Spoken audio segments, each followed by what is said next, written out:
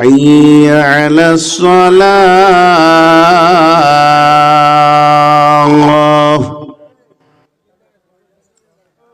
حي على الفلاح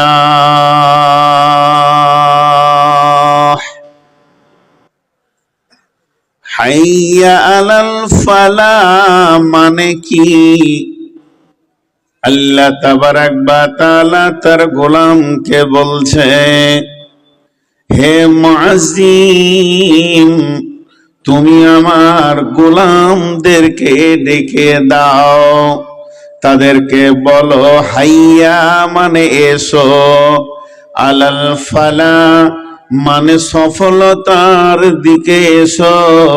তোমরা যদি সফলতা নেবে তো আল্লাহর ঘরে এসো। হাইয়া আলাস সালাহ নামাজের দিকে এসো। হাইয়া আলাল ফালাহ সফলতার দিকে এসো। তাহলে সফলতা নেওয়াটা কত গুরুত্ব, কত গুরুত্ব, কত গুরুত্ব। আল্লাহ অন্য কোনো ব্যাপারে এত বক্তব্য দেননি যত দিয়েছেন সফলতা নেওয়ার ব্যাপারে। আমার রব একবার নয়, প্রতিদিন 10 বার তার মুয়াজ্জিনদেরকে দিয়ে আমাদেরকে ডাকেন সফলতার জন্যে। এতেও আল্লাহ সন্তুষ্ট নন। তাই আমার রব গভীর রাত্রিতে তাহাজ্জুদের টাইমে নিজে বলেন, প্রথম আসমান থেকে আওয়াজ দিয়ে বলে, হে গাফলেতের দলেরা, অলসতার দলেরা, তোমরা যারা ঘুমের মধ্যে পড়ে রয়েছ, উঠো, তোমার গুনহার কারণে জাহান্নামের আগুন জ্বলছে, সফলতা নিবে তা উঠে যাও। আমি রব তোমার দরজায় তোমার সফলতার জন্য দাঁড়িয়ে আছি।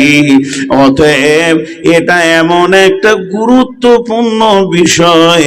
আমার রব বলছেন প্রতিদিন তার গোলাম মুয়াজ্জিনকে দিয়ে আপনাকে, আমাকে, মাস্টারকে, মৌলানাকে, মুফতিকে, মুহাদ্দিসকে, চাষিকে, কৃষককে, শ্রমজীবী, বুদ্ধিজীবী, আপনার কিনা ছুতর, মেতর, কামার, যে আছে ডাক্তার, মাস্টার, সকলকে সফলতা নিতে গেলে মসজিদে ঢুকতে হবে।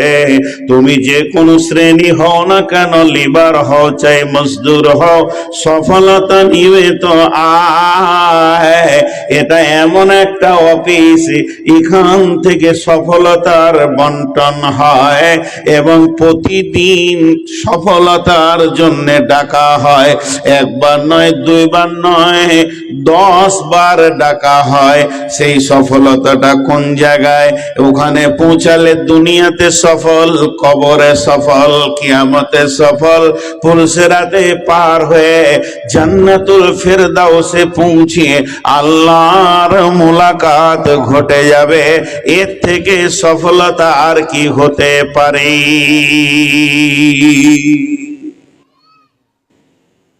জি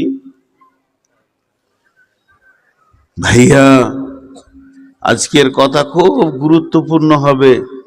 জালালপুর আর আসবো কিনা জানি না, বেঁচে থাকবো কিনা জানি না, রুজি আছে কিনা জানি না, হায়াত মত আছে কি, আছি মত। শরীর আগের থেকে অনেক দুর্বল হয়ে গেছে, আগের মতো আর মজবুত নাই। আর আমি অনেক টেনশনের ওপরে এসেছি। আমি আজ পর্যন্ত আমার লাইফে টোটাল 22 বছর জালসা করছি, 6টা জালসা মরেছে আমার লাইফে। 22 বছরে 6টা। ওই 6টাই স্ত্রীকে নিয়ে হসপিটালে ছিলাম, পরপর 6 দিন।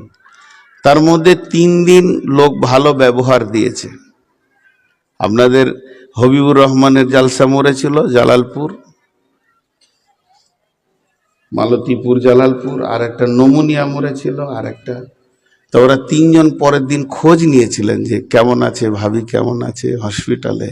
হবিবুর তো আমাকে 2টা গালি দিয়ে দিলে বন্ধু হিসাবে, খালি জালসা করে বেড়া, বউটাকে দেখছিস না, ভালো করে চিকিৎসা কর। আর 3 জন নেগেটিভ হয়েছিল। সকালে বলছি ভাই হসপিটালে, বলছে আয় শালা তোকে কাটবো। আপনার এলাকার লোক এই 10 হাত দূরে ভূতনি দেওয়ার থেকে, তোকে যদি মালদায় পাই তো কাটবো, আয়। যতদূর পারি জালসা মারার চেষ্টা করি। আপনারা দোয়া করবেন। আমার মেয়ে হসপিটালে আছে, ভালো আছে, ভালো আছে, বিশেষ কোনো বড় রোগ নয়। আমি নানা হয়েছি গত পরশু, এটা আনন্দের বিষয়। কালকে ডাক্তার ছেড়ে দেবে, আমাকে ভোরে পৌঁছা দেবে। তো সফলতা আমরা কি মনে করি? আমি যখন খুব ছোট শিশু, এইরকম মাদ্রাসাতে জালসা হলে ছোট শিশুরা দৌড়ে বেড়ায়, আমি একবারে শিশু আর সামনে বসে জালসা শুনছি। আমার বয়স খুব বেশি 12-13 হবে। 13 যদি হয় তো 40 বছর আগে, এখন 53 বয়স চলছে। এক মুরব্বী বায়ান করছিলেন 24 পরগনা বাড়ি, চুল দাড়ি তার ভুরু তখন পেকে গেছে। তিনি একটা কথা বলেছিলেন, আজও মনে আছে। সূর্য বলছে আমি পৃথিবীকে আলো দিই, চাঁদ বলছে আমি পৃথিবীকে আলো দিই, তারা বলছে আমি পৃথিবীকে আলো দিই, আর বিদ্যুৎ প্রকল্প বলছে পৃথিবীকে আলো দিই, কিরোসিন ডিজেল বলছে আমি পৃথিবীকে আলো দিই, এমনকি থাকতে না পেরে ব্যাটারি বলছে আমিও পৃথিবীকে আলো দিই। সবাই যখন দাবি শুরু করেছে, তখন দেশালাইয়ের কাঠিটা ঠোঙা থেকে বের হয়ে এসে বলছে তোদের থেকে কি আমি কম আছি নাকি? আমিও দুনিয়াকে আলো দিয়েছি। এর বক্তব্য শুনে আর জোনাকি পোকাটা থাকতে পারলো না, পাছাটা উল্টিয়ে দিয়ে বলছে আমার আলো দেখ।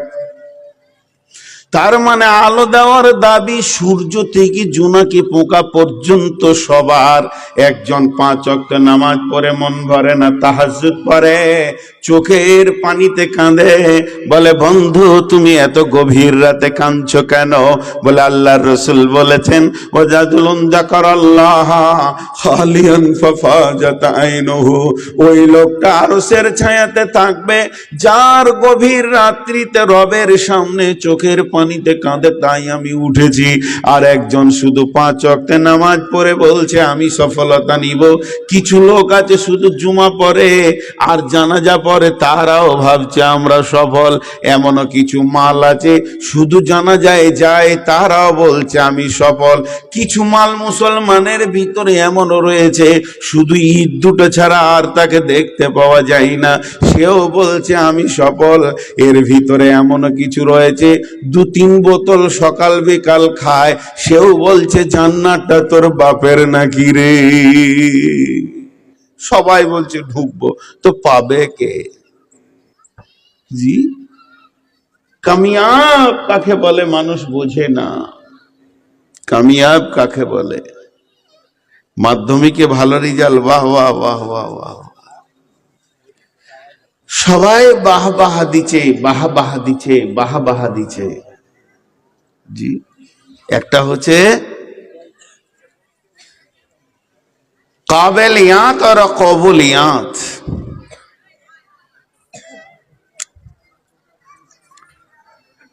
আল্লাহ তাবারাক ওয়া তাআলা সফলকে আর অসফলকে একটা ভাবেন, কাবেলিয়াত আর কবুলিয়াত।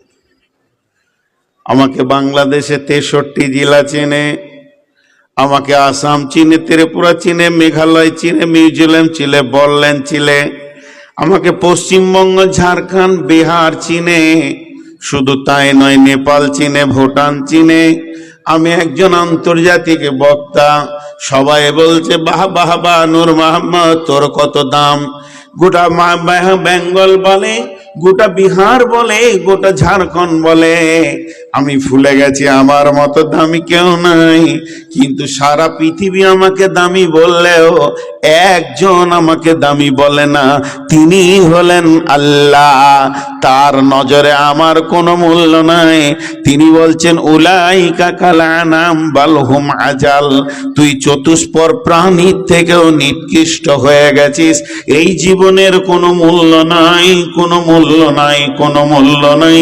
একে সফলতা বনে না, আল্লাহ যাকে চেনে না তার জীবনের কোনো মূল্য নাই। দুনিয়াওয়ালা চিনলে কোনো মূল্য হলো না, চিনতে হবে আপনাকে রবকে, তবেই আপনার মূল্য বাড়বে। কিন্তু আমাকে গোটা গা চিনে না, গোটা পশ্চিমবঙ্গ, বিহার, ঝাড়খণ্ড, বাংলা